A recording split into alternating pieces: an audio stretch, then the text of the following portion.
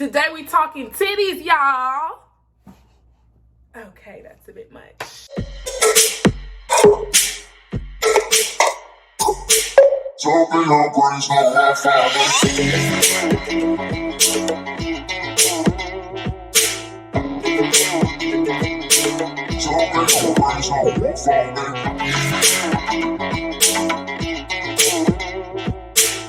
Hey guys, what's up and welcome back to my channel.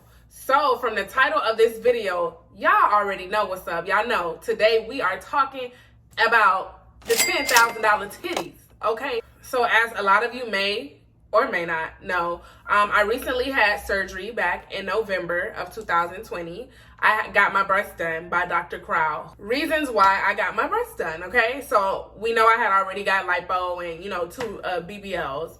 But my boobs, I feel like I always had nice natural boobs, but I feel like I wanted them to look like I had a bra on when I didn't have a bra on. Like this fullness that I have right here, I would have never had that without a bra with my natural breasts. So that was one of the reasons why I was like, okay, let me go ahead and get my breasts done. I also wanted them to appear to be more lifted so I could wear stuff like this. It's summertime, y'all. It's about to be hot out. So this is the type of stuff we're going to be wearing. So I wanted to wear things like that and not worry about having to use boob tape to hold my girls up or, things like that. So that was one of the things that motivated me to get my breasts done. Researching doctors, I knew like for the breasts, I didn't want to go out of the country. I was looking at remember I told you guys a while ago, like I was going to get a BBL reduction, I was going to get some lipo, etc. So I was going to go to Dr. Carlos Gomez in Colombia. From Carlos Gomez, like the breast work that I've seen, like it's good, but I haven't seen like, I always see his breast work when it's fresh. I haven't seen like fully recovered, you know what I'm saying, breast. So I was really iffy about it, but I was going to let him do it because y'all, I'm tired of having surgery. Like I'm tired of having surgeries and paying all this money and stuff, right? So I was going to let Carlos do everything at once, right? But I told y'all in one of my videos, my reasoning for not going out to him, right? So I decided, okay, I'm going to stay in the States. I'm going to just get my breasts done in the States. Because I know I wanted to go to Miami because, for one, if I go to Miami, my mom's a nurse. She's out there. She could take care of me. I'm avoiding recovery home fees. I'm avoiding nurse fees. I'm there with my mama. Like, I tell y'all all the time, nobody going to take care of you like your mama. Except for probably my mama, but So I just knew I wanted to go to Miami for a number of reasons, right? So if you're from Miami, or even if you're not from Miami, if you are in a surgery community, there are a few doctors whose names ring bells when it comes to breasts. You might hear women say Altman. You might hear women say Krau. Those are like some of the top doctors when it comes to breasts, right? Especially in Miami. You got women that fly from all over to get their breasts done, by these doctors. So what I did, I went to both doctors and I got quotes from both doctors. The procedure I got was a breast lift with implants, right? So Dr. Altman wanted to do mine in 2 stages. He told me we would do the lift first and we would come back and do the implants. And he quoted me like $11,500. Dr. Krau told me we could do it in 1 step. So Dr. Krau quoted me for the breast lift with implants. It was $7,900. But for I got the internal bra, so it's like Galaflex mesh, so it's supposed to be, keeping your implants from like dropping and like bottoming out and like prevent, more sagging over time. So I got the internal bra put in, so that was an additional $2,000. So that brought it up to $10,000.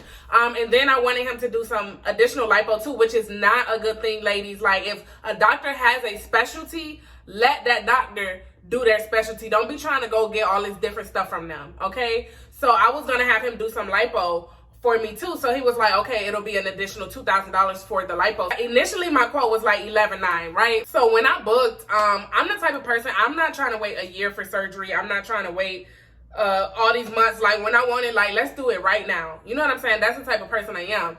So the earliest date they had was like a month out, which would have been in that November. And I was like, let's do it. So I had to wait till November came around.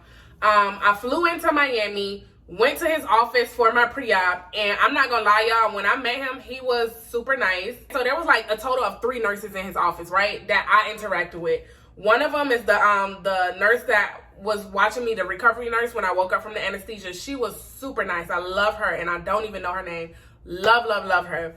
There was a nurse who I saw most of the time, who I think her name is Sonia, but I'm not sure. But she's like one of the lead nurses there. She's super nice. And then there's another nurse who I think she's also a lead nurse, but she, like, her and Sonia alternate, I think. And I don't like her. Like, her attitude just didn't feel welcoming and friendly, and it was very standoffish. It's like, girl, I just had surgery and I just paid y'all clinic all this money. Like, relax. When I went to see him at pre-op, he took me in a room. They looked at my breasts. They took pictures. He literally marked me up. It was so detailed, y'all. Like, this man was very precise with his marking. Like, he was taking out, like, measuring my areolas and, like, measuring the length of, like, where the nipple was to, like, my chest. I don't know what this is called, but he was like marking and measuring stuff. I'm like, ooh, the girls is trying to be lit, okay? I was very excited, okay? So after the whole pre-op appointment, they didn't give me, like, my surgery was the next day, and they told me they would call me, you know, to give me the time to show up for surgery. So they waited till literally like 8:30, 9 o'clock at night to call me and give me my time of surgery. And I'm like, bro, like, all day, because my pre-op appointment was at like 1. So all day I'm like just so anxious. I'm like, bro, when is my surgery gonna be? Like, nobody gonna call me. Then I'm thinking they closed at a certain time. So I had called the office and they was like, oh no, we'll call you. I'm like, what the hell is taking so long? Y'all don't know what time y'all gonna do my surgery? So whenever they finally called me that evening, they was like, come in at 4:30 tomorrow.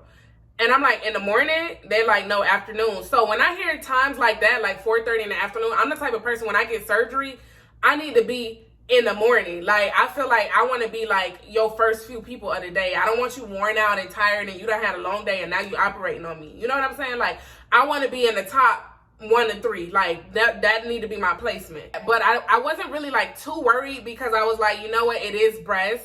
This is his specialty. And how hard can it be? That's literally, I'm like, nah, I'll be fine. That's what I'm telling myself, right?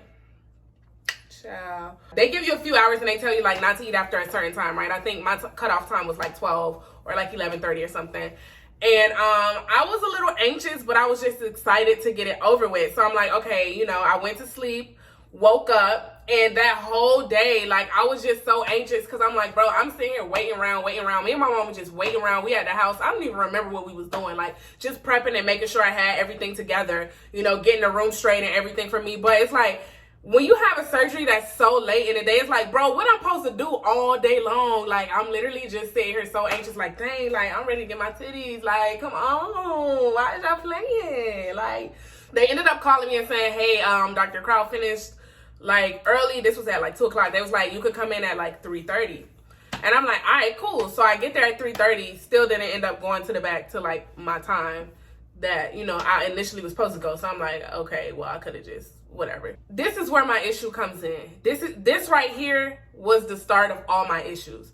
So again, before we have surgery, you know, they got to take you into a room, and, you know, you got to take your top off, because they let you leave your pants on for surgery, because they're only operating up here, but they tell you to wear, like, pants that you don't care about if, like, iodine or something gets on them. So, like, don't go in there with your cute, you know, Juicy Couture, whatever sweats, girl. Like, go in there with some, I went to Walmart and got, like, some $10 sweats and put them on, because I was not going to mess my clothes up, okay? And so when I went into the room and, you know, I had to get undressed and he was marking me or whatever, he had a doctor there that was shadowing him, right? And he turned to me and he was like, hey, are you okay with the doctor watching the operation today? And to me, I'm like, yeah, because I'm like, for one, I'm gonna be asleep. I could tell you no, but I'm gonna be under anesthesia, so this doctor might be in there watching the operation anyways. And then for two, I'm like, I understand, like, doctors be doing a residency and, like, different things. So it's like, I don't care about a doctor, like, watching and learning. I just don't want them operating on me. Like, I never consented to another doctor operating on me. And I'm not saying that another doctor did operate on me. All I'm saying is the end result of these breasts, I'm not happy with them, and this is not the signature Krau stamp, okay? Baby, this is my experience. I'm not here to tear nobody down, but I'm here to share my experience and my truth. And baby, I got the receipts and the proof to back up everything I've said, okay? And I will say, so there you have it. But yeah, so as he was marking me up, you know, the other doctor was in there, and he was, like, explaining, like, certain things to the other doctor, like, I guess pretty much training him or something.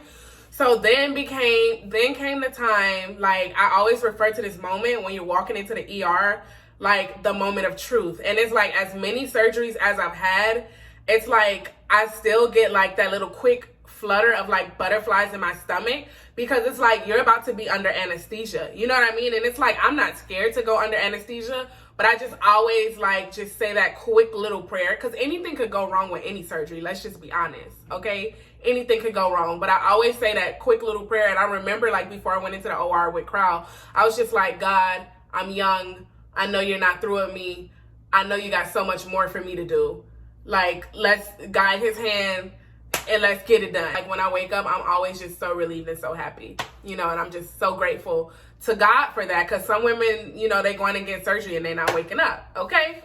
So thank you, Jesus. So when I walked into the OR, I remember like sitting on the table, like you literally, it's like a, I don't know how to explain it. Like if you guys ever got like a spa treatment, like if you ever went to like a professional medical spa, it was kind of like one of those chairs where I literally like sat on it, because I think it's a bed where they lay me down, but I know they had the top portion like up. So I sat on it and I had my arms here. Then they put like something in my IV, which I guess was knocking me out. And then it was like leaning me back and it was like cleaning the area. And then the nurse there, she's so nice. I'm so mad that I don't know her name. And that's just something that people like when you go in and you like paying your money and you know, you're doing something, a procedure or something, especially where it's like, could be life or death. Like people love that feeling of knowing like people that are there care about them. Thankfully, I have my mom there, but some of y'all that's going out there, y'all not grateful, y'all not, you know, blessed to have those people there for you. So shout out to that nurse. I'm really so sorry. I think her name is Sonia, but I don't know for sure. Shout out to her. Keep doing what you do. You are amazing and you have a beautiful soul. But yeah, so they like lean me back, and then pretty soon I was just knocked out. I don't know if they put in that IV, but baby, I was okay. So once I was knocked out, I just remember like waking up. It's like with the anesthesia, it's like they put you out and then it's like hours or however much time passes, but it's like you just woke up. It's like, oh dang, they just put me to sleep. I woke up already.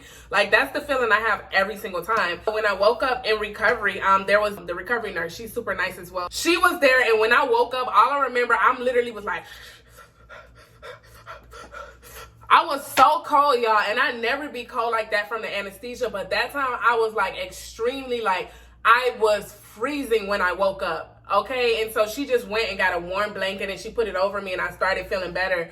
And your breasts, I didn't feel anything with my breasts. Everything was just so numb, and I'm telling you, I woke up and I didn't even care to like look at them, nothing, touch them, nothing. Like I'm just like, bro, I'm waking up. I'm cold, but I'm also tired. And it was like, your mom's outside.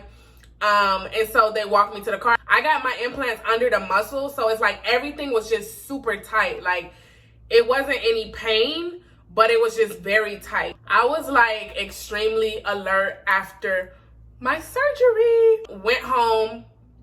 And that same day, I was just like, I want some fried chicken. My mom was like, girl, I'm not going to get you no damn fried chicken right now. Like, you just had surgery. You need to eat healthy. You know how this go. You ain't no, you done been here before. You know what I'm saying? That's how my mom was. And I'm just like, but I want some fried chicken. Like, that's where my mind was at. Because remember, I hadn't eaten all day. And I honestly didn't feel like, my chest just felt numb. You know what I'm saying? Like, I didn't feel like nothing. But thankfully, my mom didn't give in to my request, because I probably would have threw up or something. I feel like the breast was the easiest surgery I've ever had out of all of the elective surgeries that I've had. I just don't like my results. I honestly feel like I got botched. So after surgery, you go in the next day for your 1-day post-op appointment. They want to make sure everything's healing and, looking how it's supposed to.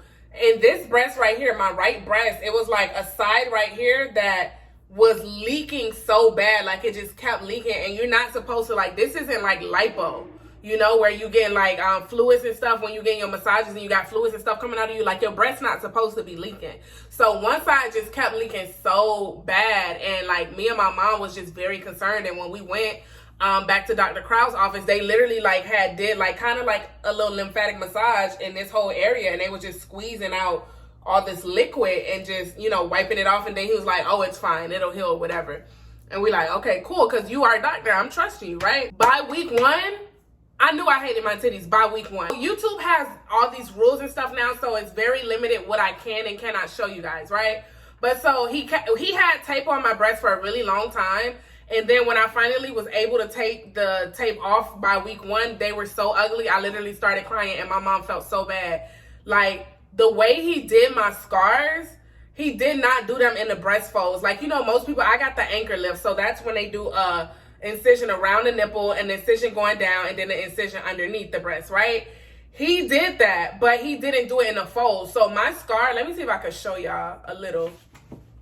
Hey, this is for educational purposes only, YouTube, okay? This is the breast fold right here, where like right above where my tattoo is, where that you see that seam, that's called your breast fold.